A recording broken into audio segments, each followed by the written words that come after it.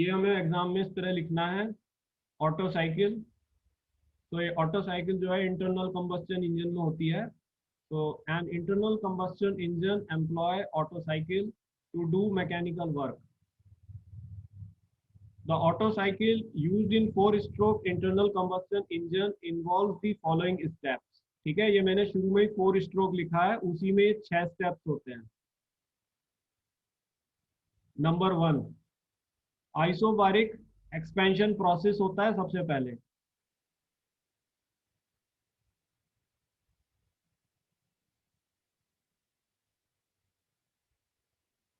So at a low constant pressure P naught, the piston moves from top dead center to bottom dead center, causing an increase in volume from V naught to V1. Hence, it is called isobaric expansion process.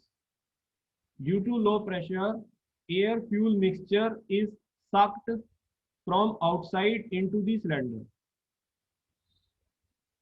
ये तुम अच्छी तरह से जानते हो कि अगर किसी चीज को सक करना है तो बाहर प्रेशर ज्यादा होना चाहिए और जिधर को आप सक कर रहे हो उधर प्रेशर कम होना चाहिए, तो वो चीज अपने आप चढ़ जाती है, जैसे कैपिलरी एक्शन होता है प्लांट्स में। ठीक है, तो अंदर सिलेंडर में प्रेशर कम किया हुआ है, बाहर ज्यादा है, तो उससे जो है वो अपने आप सक हो जाता है फ्यूल एयर मिक्सचर, जिसे चार्ज कहते हैं। 2 स्ट्रोक में इसे सक करने की जरूरत नहीं होती, वो ऑलरेडी होता है, तो ये वाला स्टेप नहीं होता है 2 स्ट्रोक में।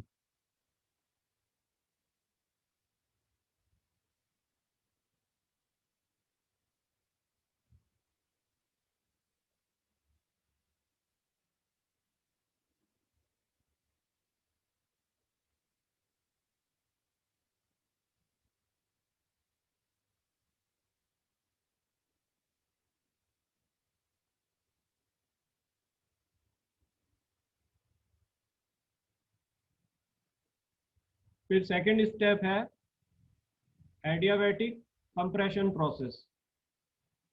इसमें the piston moves back from bottom dead centre to top dead centre and compresses the charge. को कंप्रेस करता है। This causes the volume to decrease again from V1 to V0 and pressure to increase from P0 to P2। देखो अब pressure क्यों बढ़ा P0 से P2, क्योंकि इसमें फ्यूल आ गया है अब। समझ रहे हैं, तो फ्यूल आने से प्रेशर बढ़ गया, शुरू में फ्यूल नहीं था, फ्यूल कम दाब पे खींचा आपने, तो इसलिए जब आपने वॉल्यूम को दोबारा से ये अपनी पुरानी पोजीशन पे पहुंचा पिस्टन, बॉटम डेड सेंटर से टॉप डेड सेंटर की तरफ। डेड सेंटर है कि फिक्स हो जाता है वहां जाके अपने आप, ठीक है, इसलिए इसको डेड बोला जाता है, डेड सेंटर। तो वो अपने आप प्रेशर बढ़ा P0 से P2, फ्यूल आ गया ना उसमें, इसलिए प्रेशर बढ़ा।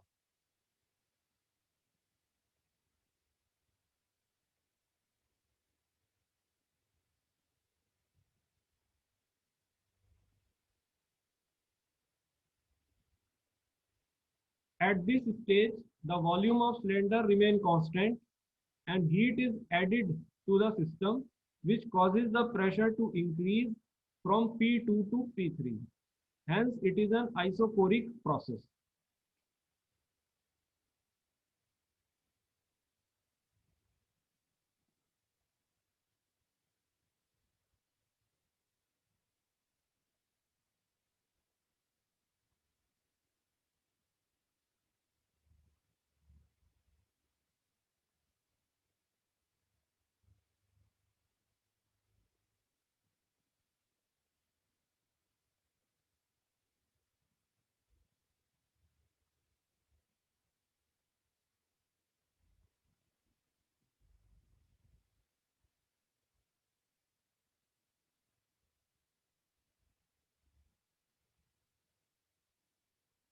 Then step 4 is adiabatic expansion process।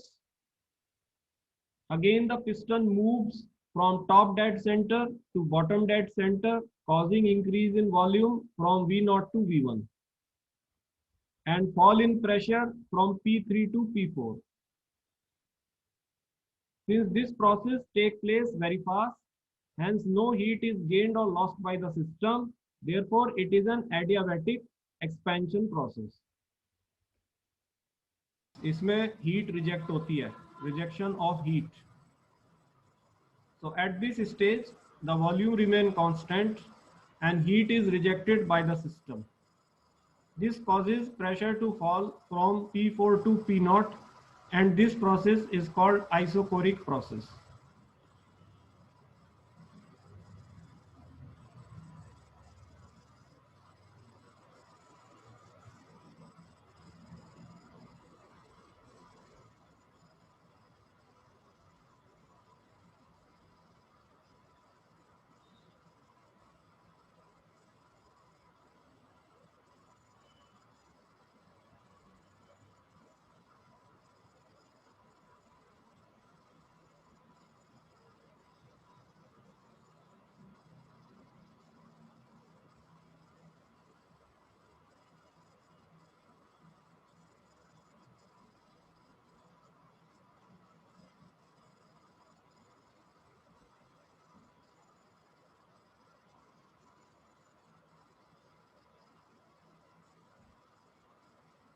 Then sixth step is isobaric compression process. At constant pressure P0, the piston moves again from bottom dead center to top dead center, causing a decrease in volume from V1 to V0. This release the air into the atmosphere. यहाँ पे जितनी exhausted gases होती हैं ना सबको फेंक देता है बाहर. ये वाला जो स्टेप है ये उसमें नहीं होता है ट्रू स्ट्रोक में. तो टू स्ट्रोक में फर्स्ट और सिक्स्थ स्टेप नहीं होंगे, ठीक है, ये 4 स्ट्रोक में ही होता है, ये इनमें फर्क है. So hence it is an isobaric compression process, यानी कि ये जो आइसोबारिक प्रोसेस है ना दोनों ये नहीं होते हैं टू स्ट्रोक में. स्ट्रोक क्या होता है? स्ट्रोक जो है ना एक बार पिस्टन के मूवमेंट को एक स्ट्रोक कहते हैं. अगर वो ऊपर से नीचे आ रहा है, टॉप डेड सेंटर से बॉटम डेड सेंटर में आ रहा है, तो एक स्ट्रोक हो गया. जब वो बॉटम डेड सेंटर से टॉप डेड सेंटर में गया तो एक स्ट्रोक और हो गया, तो 2 स्ट्रोक. तो एक साइकिल पे 2 स्ट्रोक माने जाते हैं, ऐसे समझ लो. एक साइकिल पे 2 स्ट्रोक, एक मूवमेंट पिस्टन पर एक स्ट्रोक. तो अगर 4 स्ट्रोक है तो उसमें 2 साइकिल हुई है पिस्टन की. जैसा कि मैंने आपको बताया कि इसमें टीडीसी से बीडीसी गया, बीडीसी से टीडीसी आया, टीडीसी से फिर बीडीसी गया, बीडीसी से फिर टीडीसी आया, ये आया आखिरी स्टेप में जब वॉल्यूम एक बार फिर से घट के V0 हो गई. That is known as stroke. Piston के मूवमेंट को स्ट्रोक कहते हैं.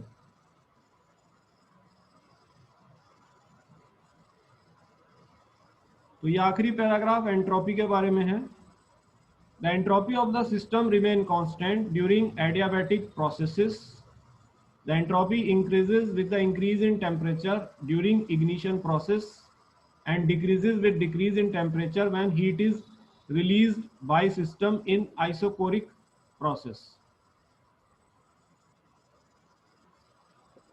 तो जब ये जलता है फ्यूल तब तो एंट्रोपी बढ़ेगी क्योंकि इसे QH हीट मिल रही है, न्यूमरेटर बढ़ रहा है, तो डेल्टा S बढ़ेगा. और जब हीट रिजेक्ट करेगा QC तो ये घटेगी, लेकिन ये जितनी बढ़ी उतनी घटती है. तो ओवरऑल जो हीट है, एंट्रोपी है पूरे साइकिल की, वो कांस्टेंट रहेगी, नेट चेंज 0 होगा. एडियाबैटिक में चेंज नहीं होती.